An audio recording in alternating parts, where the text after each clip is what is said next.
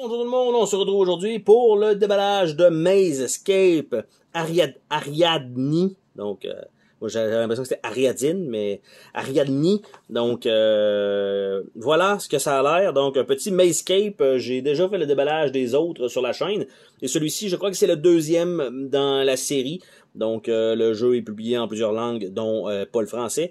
Et c'est un jeu dans lequel, tout simplement, on doit plier une carte et se promener avec un crayon sans jamais le surélever, et on peut plier dans pas mal n'importe quel sens. Donc on va regarder ensemble qu'est-ce qu'on a à l'intérieur de cette petite boîte avec un petit aimant, toujours très très cool.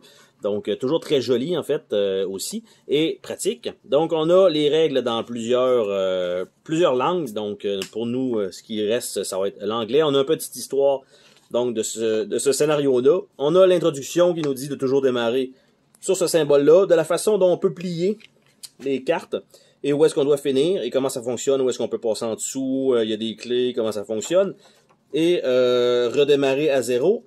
Et on a aussi des objectifs secondaires qu'on va avoir sur chacune des cartes. Donc, au lieu on peut juste sortir, mais on peut aussi essayer de faire les objectifs secondaires. Et il y a le but ultime après, une fois que vous avez fait, parce que là c'est juste sortir, après ça ce sont les objectifs secondaires, puis après ça vous avez faire les 7, parce qu'il va y avoir 7 niveaux, un à la suite de l'autre, de tout faire ça et d'ajouter l'objectif ultime, donc de plus à faire. Donc, qu'est-ce qu'on a là-dedans en plus? On a, donc, une belle petite boîte imprimée comme ça. On a le petit crayon en bois, évidemment, pas de mine, c'est simplement pour suivre. On pourrait aussi prendre notre doigt. Donc, on a les 7 maps ici, donc on a celle-ci, qu'on va regarder un petit peu par après. On a la numéro 2, 3, 4, 5, 6 et 7. Je vais pas les ouvrir évidemment pour pas nous spoiler. Mais on a à peu près, on voit les objectifs et comment on replie par la suite. Donc ici c'est trouver 3 choses et de les voir. Donc en fait il faut passer dessus avec le crayon. Donc on a ça. Et ce sont des coffres. Ça. Et voilà. Donc une carte, donc à peu près.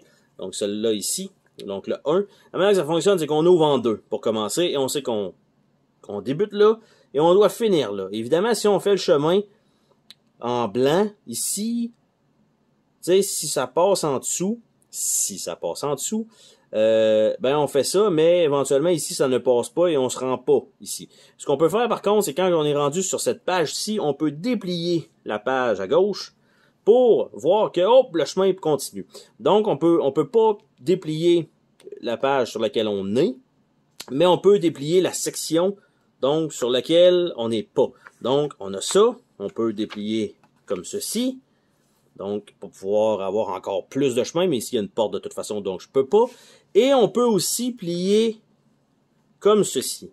Donc, c'est quand même ça qu'il faut prendre en compte, parce que à un moment donné, dans certaines cartes, vous allez avoir juste déplié comme ça, et vous voyez, celle-ci, elle est à l'envers. Donc, comment c'est possible d'y aller si on peut juste, selon les instructions, déplier comme ça, et une fois comme ça, vous irez jamais sur cette page-là. La façon d'y aller, c'est de tourner, donc de plier dans ce sens-là, et toutes les pages, donc l'autre côté, l'autre section, fait aussi la même chose. Donc, c'est un petit jeu de labyrinthe, il y a un petit cherche-et-trouve aussi en même temps, qui est quand même sympathique à faire. J'ai presque fini le premier Labyrinthos. C'est relativement simple, mais une fois que je vais avoir terminé, on va dire le mode normal avec les objectifs secondaires, je vais essayer de faire les 7, et là je dois avoir je sais pas combien de lanternes dans chaque niveau, et ça va être un petit peu plus complexe, je pense, un petit peu plus long aussi d'enchaîner toutes les maps ensemble. Mais somme toute, c'est un bon petit jeu solo, tranquille, pas de stress, ça fonctionne pas, vous recommencez à zéro, vous repliez votre papier, vous recommencez, donc pas de complexité là-dedans. Donc sur ce, on se dit à la prochaine pour une autre vidéo. Salut tout le monde!